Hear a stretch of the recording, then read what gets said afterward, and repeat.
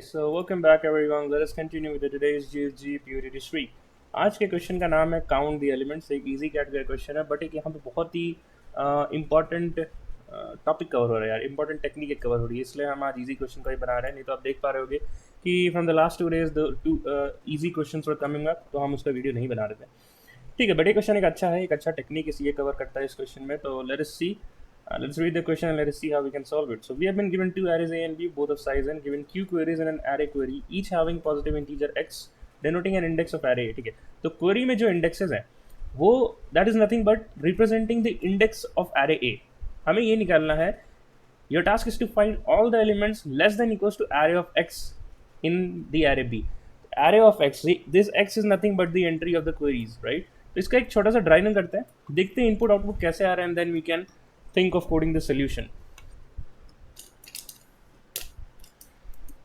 ठीक है यार, तो यहाँ पे x की वैल्यू निकालते हैं पहले. x यहाँ पे एक बार 0 है, दूसरी बार 1 है. फिर array of x is nothing but array of 0 is 4, right? Similarly array of 1 is nothing but 1. मेरे को वो सारे count of elements in B which is lesser than equals to array of x. तो 4 से कितने छोटे एलिमेंट है यार, या फिर equals to, तो मैं देख सकता हूँ 1 है एंड 3 है, तो काउंट हो गया 2.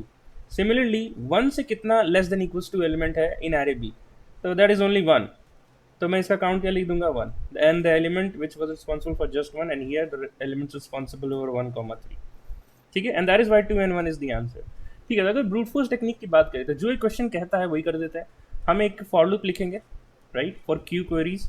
सो आई विल जस्ट से for Q queries will have a for loop. फिर हम चेक करेंगे, हम एक लेट्स से एक नंबर बना लेंगे which is nothing but array of query of I. ठीक है, ये हमारा हो गया एरे ऑफ एक्स. अब हम एक और फॉर लूप चलाएंगे इन फॉर लूप बी, जिसमें हम चेक कर लेंगे कि all those numbers which is less than equals to num, तो काउंट प्लस प्लस. तो यहाँ पे काउंट मेंटेन कर लेंगे, count equals to 0 for B. If check कर लेंगे, इफ कंडीशन यहाँ पे लिख लेंगे, and that is it, we will return the answer array.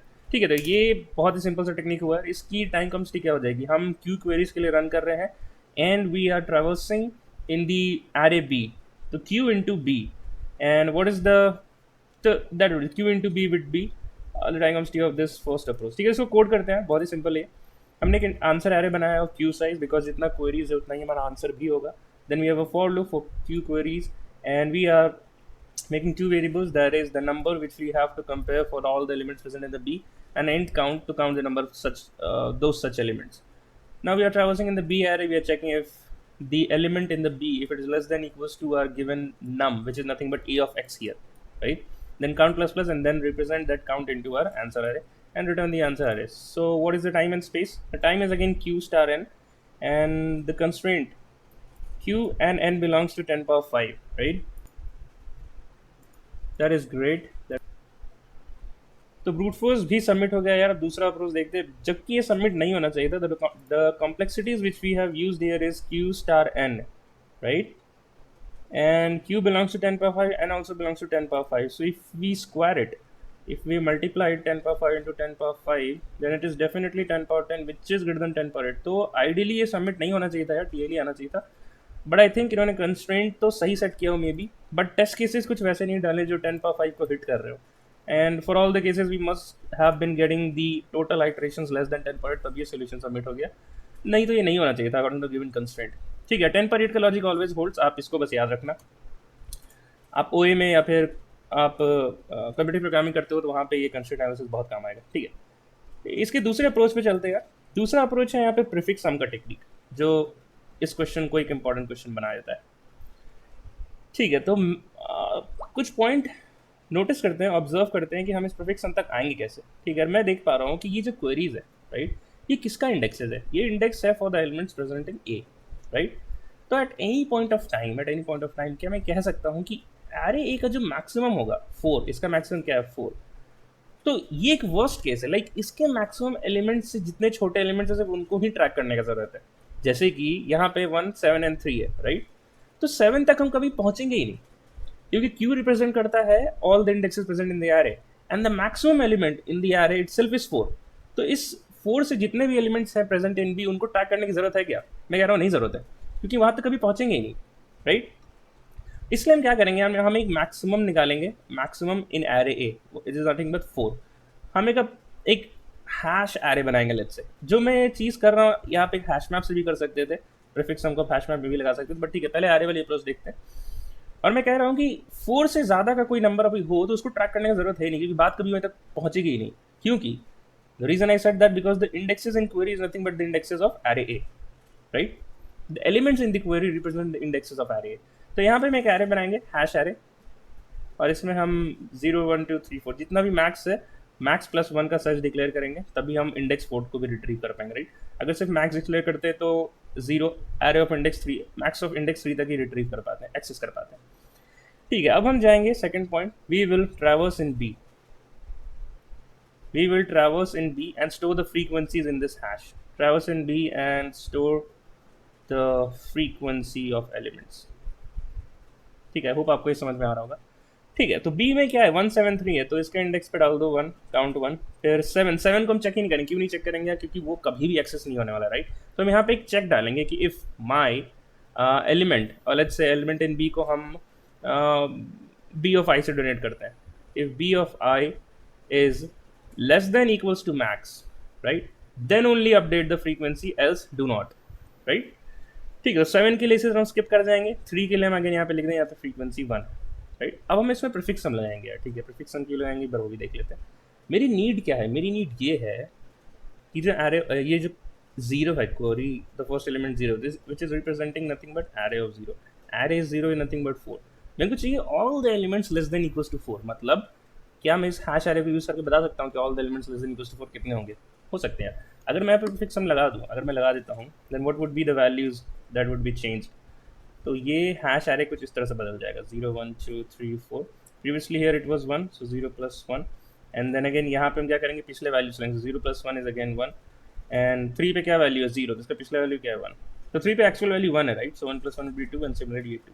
अब आप देखो तो हर एक इंडेक्स, ये जो 3 है, it is representing the number of elements lesser than equals to 3। और इस हैश एरे को हमने भरा किससे था? बी के एरे से, right. So this 3 is representing the number of elements less than equals to 3 that is present in our array B, और वही तो हमें चाहिए था। आप 3 से देख भी सकते हो आंसर क्या आएगा, 3 और 1। सिमिलरली 4 के लिए आप चेक कर सकते हो, यहाँ पे आंसर 2 है। 4 से less than equals to element कितने हैं बी में? 3 और 1 अगेन, राइट। और ठीक है, हमने ये बातें 2 बातें क्लियर कर ली, मैक्स भी क्लियर कर लिया, प्रीफिक्स सम भी क्लियर कर लिया। थर्ड स्टेप जो हम कोड में लिखेंगे, हम क्या करेंगे? Traverse in query. हम अपने क्वेरी में ट्रैवर्स करेंगे and we will just say what we will say. तो अपने क्वेरी में क्या लिखेंगे यार? हमें ये जो 3 है, ये रिप्रेजेंट करता है less than equal to 3, right. और ये 3 कहाँ से आ रहा था? ये आ रहा था हमारे क्वेरी का जो एलिमेंट है, लेट्स से क्यू ऑफ आई, उसका जो इंडेक्स है हमें ए में डालना था, वही हमने लिखा भी है। हम बस रिटर्न कर देंगे hash of A of Q of I, and that is it, that would be our entire solution and pseudo code for this problem. Same चीज़ को आप हैश मैप से भी कर सकते हो। तो मैं यहाँ पे एरे कंसिडर कर रहा हूँ, आप डेफिनेटली हैश मैप वाला सोल्यूशन भी खुद से ट्राई करके देखना। एक गेट और डिफॉल्ट एक फंक्शन होता है जहाँ में very handy to update the frequencies of the elements in the hash map, तो वो भी आप देख लेना, right.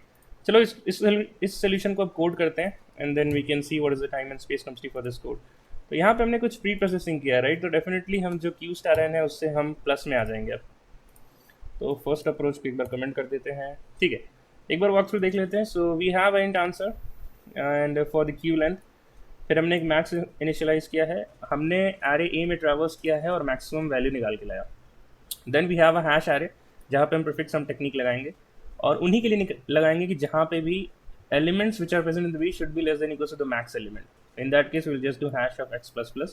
Then we will perform the prefix sum in the hash array, and at last we'll just return, or we'll just assign the answer of I as hash of a of query of I, and at the last we'll return the answer. So what is the time and space?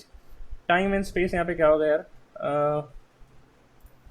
So how many times we are traversing? First we are traversing in array A, so A plus. Then we are traversing in array B, so B plus, and then we are making a hash. And then we are traversing in the hash array which is the size of maximum of A. And then we are traversing in the queue, right? ठीक है, तो ये इसकी time complexity हो गई। Space क्या हो जाएगा? We are making a hash array of maximum element in the array, so max of A, right. और ए और बी किसको पॉइंट करते हैं? सारे एन को पॉइंट करते हैं। मैक्सिमम ऑफ ए वो भी 10⁵ को पॉइंट करता है, and Q. So this is nothing but O of N, you can say this is nothing but O of 4n which can be represented as O of n, right? And max of a is again you could say n, because the A of I has the range for 10⁵, right? ठीक है यार, so that is it. Let us end this video with a good note and let us meet again in the next video of our next problem. Till then, keep learning, keep doing, bye bye and take care guys. Few last things, जो आपके लिए homework रहेगा, आप जरूर से इसका hash map का technique try कर लेना. सेम थिंग है यार, बस आपको कोड लिखने की आदत हो जाएगी. And do like, share, subscribe. Video अच्छा लगा, problem and everything you got the help from this video, तो ज़रूर से सब्सक्राइब कर देना यार. एंड मिलते हैं कल की वीडियो में. Till then bye bye.